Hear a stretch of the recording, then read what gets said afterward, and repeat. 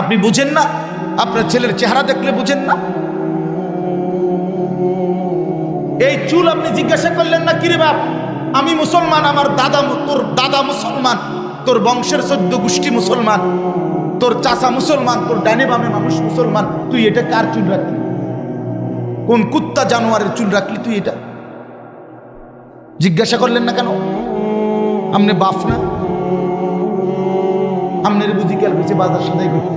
আমার তো স্পষ্ট মনে আছে, আমার বড় ভাই, আপন ভাই আলহাজ হজরত মাওলানা মাহবুবুর রহমান আশরাফি, আমার বড় ভাই আমাকে একবার চুল কাটাইতে গিয়ে 3 বার, শুধু সামনে আর পিছনে সামান্য 19-20 হয়েছে, বড় ছোট হয়েছে, পিছনের চুলের থেকে সামনের গুলো হাত লাগাইয়া দেখছে যে চুল সমান হয় না, চারদিকে 3 বার চুল কাটাইছে, একবার পর একবার 3 বার সেলুনে পাঠাইছে।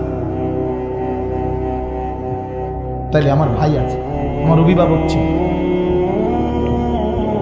আমি জীবনে একবার সাদা টুপি ছাড়া একটা টুপি রঙিন কিনছিলাম, টুপি ফুলওয়ালা, আমার আব্বা খোলায় ফেলছে।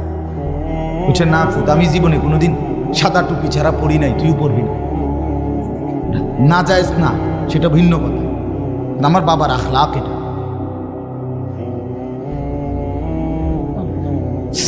আজকে আপনারা টোটালি 12 বছর 14 বছরের ছেলেগুলো লাওয়ারিস। কোন মা বাপ থাকলে এরকম হওয়ার কথা না।